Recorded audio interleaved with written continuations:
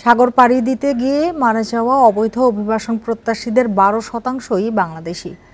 আন্তর্জাতিক অভিবাসন সংস্থা IOM এর প্রতিবেদনে এ তথ্য উঠে এসেছে। বলা হয়েছে, দুর্যোগে 2022 সালে এদেশের 15 লাখ মানুষ বাস্তুচ্যুত হয়েছে। সংস্থাটি আরও জানায়, 13 বছরে বাংলাদেশের প্রবাসী আয় বেড়েছে $10.5 বিলিয়ন বেশি। বিকাশে কম খরচে ক্যাশ আউটের লিমিট বেড়ে 50,000, প্রিয় এজেন্টও 2টা।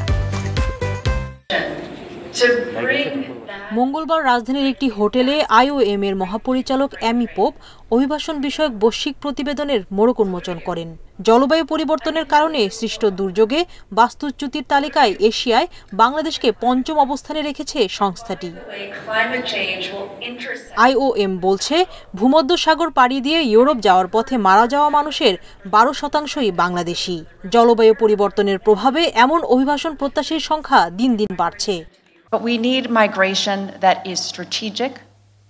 ভূমধ্যসাগর পাড়ি দিয়ে অবৈধভাবে ইউরোপ যাত্রা করতে গিয়ে মারা যাওয়া অভিবাসীদের 12% বাংলাদেশি। জলবায়ু পরিবর্তনের কারণে নিয়মিত অভিবাসন চ্যালেঞ্জ হয়ে পড়েছে। দেশগুলোর সমন্বিত চেষ্টা ঝুঁকি কমিয়ে আনতে পারে। And a set of policy outcomes that focus on the data.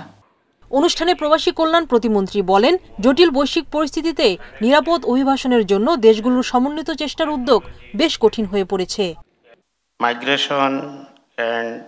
সমসাময়িক অভিবাসন রাজনীতি, অর্থনীতি এবং ভৌগোলিক অবস্থার বাস্তবতায় প্রভাবিত।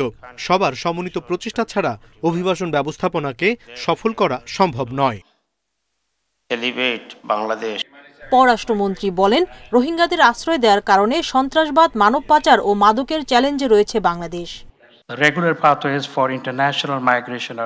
পৃথিবীর মোট জনসংখ্যার 36% অভিবাসী। আশা করি IOM এর এই বৈশ্বিক রিপোর্ট বৈষম্য দূর করবে। দ্রুতই রোহিঙ্গাদের প্রত্যাবাসনে জোরালো ভূমিকা রাখবে IOM। IOM এর হিসাবে 2000 থেকে 2022 সালের মধ্যে বিশ্বজুড়ে প্রবাসী আয় বেড়েছে 650%। 2010 সালে বাংলাদেশের রেমিটেন্স এসেছিল $10.85 বিলিয়ন। 2022 সালে তা হয়েছে $21.5 বিলিয়ন। সুলতানা জাহান মিতু, ইন্ডিপেন্ডেন্ট নিউজ, ঢাকা।